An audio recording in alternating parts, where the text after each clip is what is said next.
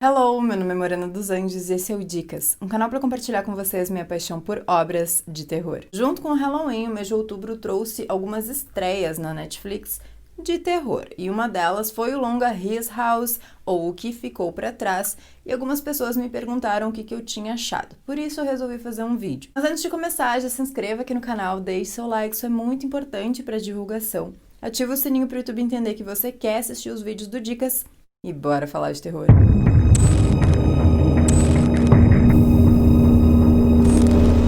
Lembrando que quando tiver spoilers eu aviso. Bom, se você não tem ideia sobre o que se trata o filme, ele é basicamente sobre refugiados tentando se acostumar, se adaptar a um novo país. Convenhamos que isso já é terror suficiente, porque a gente não imagina o que essas pessoas passam, mas o diretor resolveu colocar umas coisinhas a mais. O filme inicia com o casal africano Rial e Bo Majur sendo liberados da detenção incondicional como exilados, não como cidadãos. Por isso, eles têm algumas condições que precisam cumprir para que não sejam mandados de volta para o seu país, como serem inspecionados semanalmente e serem reportados ao governo sempre caso alguma coisa aconteça. Eles vão receber 74 libras por semana e não podem trabalhar ou complementar essa renda de alguma outra forma e precisam permanecer na casa que foi liberada para eles. Lógico que eles ficam felizes porque, pelo que a gente entende, é difícil de sair dali. Eles devem estar há mais ou menos um ano. Bom, Rial e Bo são levados até a sua nova casa. Tudo que eles têm tá em 2 sacos de lixo preto e tem um agente esperando por eles lá. O discurso é o seguinte: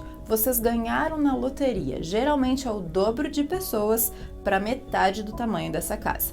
E de fato, a casa tem um tamanho bem bom. Mas será que eles estão com tanta sorte assim? You will be sent to a home of our choosing. You must not move from this address. We are good people. His House, O Que Ficou Pra Trás, dirigida e escrita pelo iniciante em longas Remy Wicks, é mais uma daquelas obras necessárias. É incrível como essa temática, refugiados, é pouco explorada e pouco sabida por nós, que não temos contato próximo com pessoas que tenham fugido da sua terra. Isso que cada vez mais nós temos imigrantes e refugiados trabalhando nas ruas, mas dificilmente a gente se pergunta de onde aquela pessoa veio, por que veio, onde ela tá morando, o que ela tá fazendo.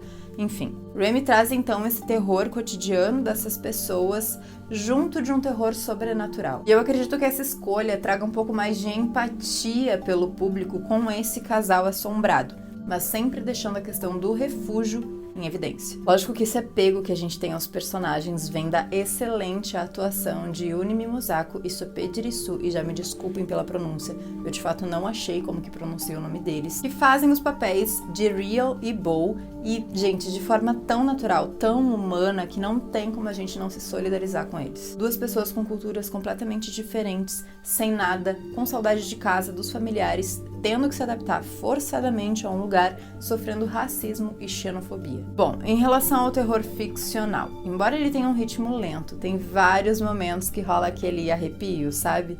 Isso muito por conta da fotografia, que trabalha muito com luz e principalmente sombra. Também tem alguns aspectos, tanto de personagens quanto de trilha sonora, que me lembraram muito o filme Us, Nós, do Jordan Peele, naqueles momentos mais tensos. A gente tem também alguma influência Lovecraftiana nas cenas de mar aberto e em uma específica envolvendo um polvo. Uma outra coisa que rola bastante é jump scare, aquela cena calma, tranquila na penumbra e de repente, pá, susto. No geral, eles são bem previsíveis, mas não me incomodou. Então, assim, se você tem muito medo do estereótipo terror sobrenatural, vai com calma, assiste de dia, com a janela aberta, aquela coisa toda, mas assiste porque vale a pena. Não só por ser um bom filme em seus elementos técnicos, com uma história interessante, bem amarrada, um plot twist bem legal, mas também por causa da sua crítica social, obviamente explorada. Acho que uma coisa importante que precisa ser dita é que o longa é todo metafórico. Então tenham isso em mente quando forem assistir.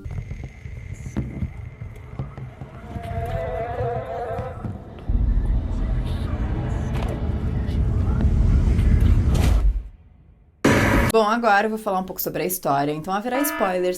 Se você não assistiu o filme, pausa o vídeo, vai lá, assiste e volta aqui depois. Mas se quiser continuar, fica à vontade. O agente mostra a casa pra eles, que tá caindo aos pedaços, e fala: se comportem, né? Ele não fala com essas palavras, mas tipo assim, é isso que ele quer falar. E mostrem que vocês são dos bons. como se fosse difícil um refugiado ser uma boa pessoa. A gente entende aos poucos que eles tinham uma filha e acabaram perdendo ela na travessia pelo mar. Isso constantemente assombra eles, principalmente à noite, quando o Bo, por exemplo, escuta sons vindo da parede da sala. No dia seguinte, a Rio vê que ele descascou todo o papel de parede, aparentemente sem nenhum motivo. Bom, entre os dois é nítido que ele tá muito mais feliz e tentando muito mais se adaptar ao local novo do que ela. Rio parece mais inconformada com o fato de ter perdido a sua casa, sua família, amigos, enfim. Depois de muito relutar, ela resolve sair de casa com um pequeno mapa desenhado num papel que o agente fez para eles do bairro. Porém, é óbvio que ela se perde. Uma mulher preta, refugiada, perdida nas ruas do próprio bairro sem ninguém para ajudar. Tem até aquela cena com os meninos que debocham dela e mandam ela voltar para a África. Tá, depois de muito procurar, ela encontra o posto de saúde onde estava indo e, visivelmente irritada, conta pra moça que tá atendendo ela, acho que era uma enfermeira, sobre como que funcionava no país dela. Tinha 2 tribos e uma estava matando a outra sem qualquer piedade. Desde pequena ela tem a marca no rosto de uma das tribos e depois fez da outra para tentar sobreviver um pouco mais. E sério, a gente sente o peso nas palavras dela. Chega a noite, eles ainda estão sem luz elétrica por causa da fiação da casa podre e a Rio tá esperando o Bo com o jantar no chão da sala. Ele traz talheres para irem se acostumando, ela reclama do gosto do metal na boca, assim, eles estão acostumados a comer na mão, no chão, aquela coisa toda. E é então que ela conta uma história que ouvia na família dela. Um homem queria tanto ter o celular que começou a roubar de todo mundo e acabou roubando de Apeth, o bruxo da noite. Como castigo, quando o homem conseguisse sua casa, o bruxo iria com ele e o assombraria. Rio conta que Apeth tá na casa e avisou ela que se eles forem embora e pagarem a sua dívida, ele leva eles até Niagak, a sua filha. O Bo, mesmo passando por tudo que tá passando à noite, ignora Rio. Até que, durante a madrugada, ele vê a Niagak sentada no chão da sala com uma faca na mão e uma máscara muito macabra que lembra a boneca que ela tinha de cabelos loiros. E são nesses próximos momentos tensos que eu me lembrei do filme Nós. Bom, no dia seguinte ele resolve queimar tudo que eles tinham trazido da África, como se isso fosse o que estava assombrando eles. É uma cena muito triste. E aí resolve ir numa loja comprar roupas novas. Lá, 2 pontos bem importantes. O segurança que fica cuidando dele desde o momento que ele entra na loja, meio de canto, para ver o que ele vai fazer.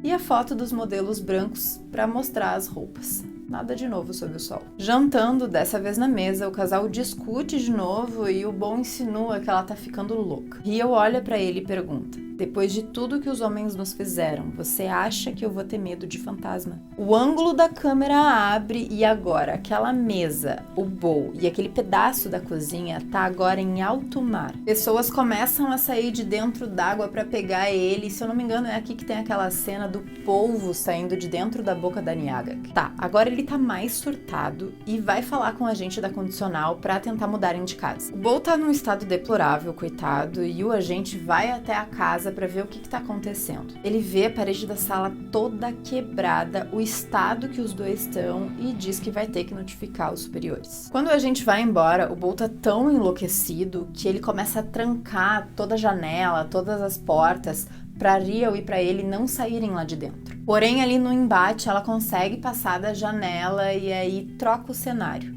Ela tá agora num pátio de uma escola, se eu não me engano, tá tudo mais colorido. Ela encontra pessoas, familiares, amigos dela e ela fica muito feliz, começa a chorar. Então que a gente começa a ver o que aconteceu de fato no dia lá em que eles resolveram sair do Sudão do Sul, se eu não me engano, é o país deles. E a gente pensa, ué, cadê a criança? O que rola?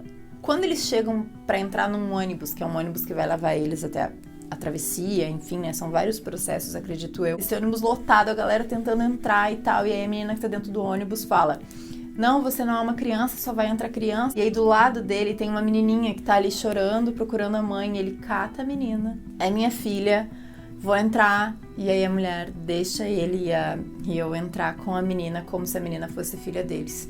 E aí é muito triste, porque é a cena da mãe da menina mesmo, correndo atrás do ônibus, e a menina gritando por ela, e aí a gente entende que, na verdade, ele roubou aquela criança para poder sair de lá, tamanho o desespero. Eu achei muito interessante essa perspectiva, porque então é por isso, né, que esse folclore do Apeth, do bruxo da noite, que vai atrás da pessoa que rouba, que quer seu lar e tal, tá indo atrás deles, tá assombrando eles, porque eles estão com esse peso, principalmente a Rio, de terem roubado uma criança para poder sair de lá e dessa criança ter morrido.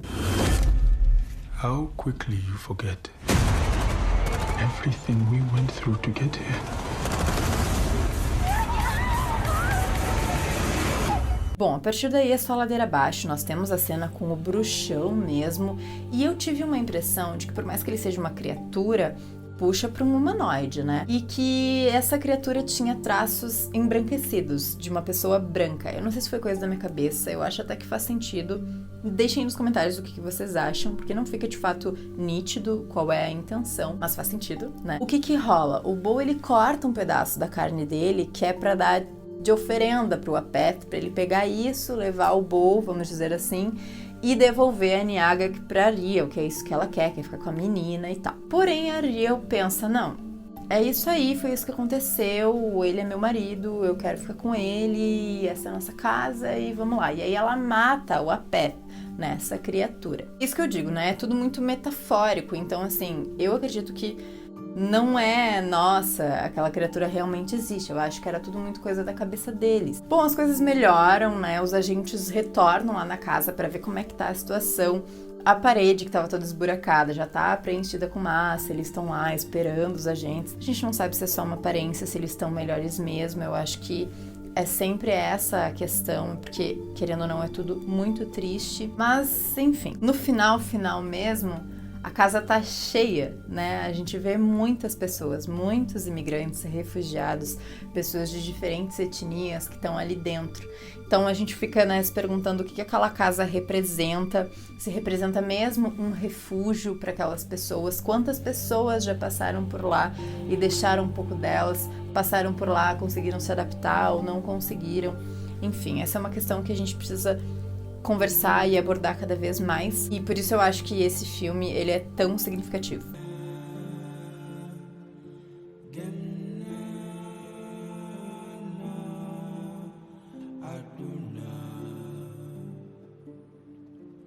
E aí, o que vocês acharam de His House? Deixem aí nos comentários, deixem as suas teorias aí pra gente poder conversar, compartilhar.